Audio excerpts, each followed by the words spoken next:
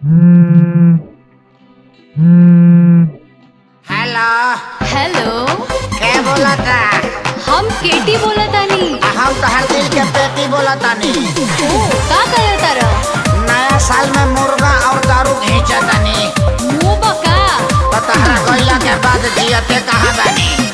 हमरा बेरी फोन मत करो। काहे? हमार शादी हो गई। बेरी बेरी फोन जानी जान करो। कौन अब लव के दुकान करो। तका अंडा बेची।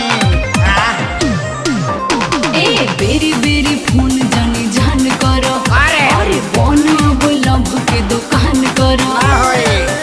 गम में तो हरा पिया तानी मुर्गा मछरी खाके। ओहो गम में तो हरा पिया तानी मुर्गा मछरी खाके।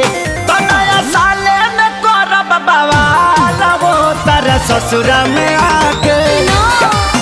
नया साले में करब बवाल वो तारा ससुरा में आके। ना बाबा ना।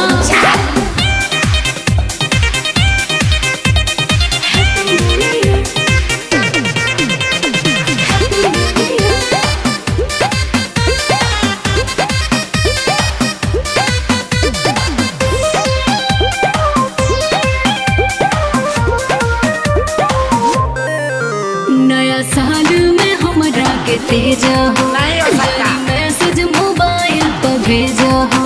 कभी नहीं होगा। पूछो हाँ। हो नया साल में हमरा के तेजा हो।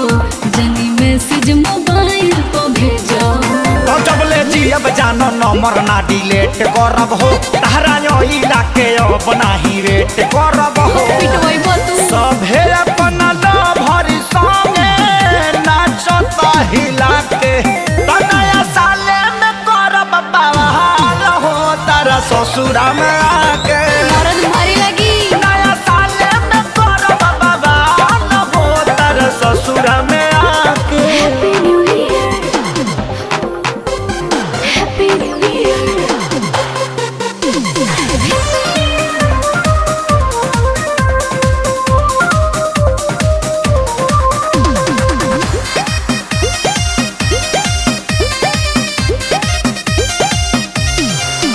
सुना यार हमर ऐसे न बोला हो। अच्छा। बीतल बात न खेसारी तू खोला हो। तिलौनी उड़ा देंगे। सुना यार हमर ऐसे न बोला हो। बीतल बात न खेसारी तू खोला हो। सोनू यादव राज के अब दया सर पड़ी ना। जब ले देखब नाही जान हमके दारू चढ़ी ना। ना देखबो। कोरोनो नील कोमल चुमा ले तरे देखा के। जाय दो। नया साले में करब बवाल हो तारा ससुरा में आके। पगलाइए गइलो। नया साले में करब बवाल हो तारा ससुरा में आके। ना मनबो। ना तो ना मिलबो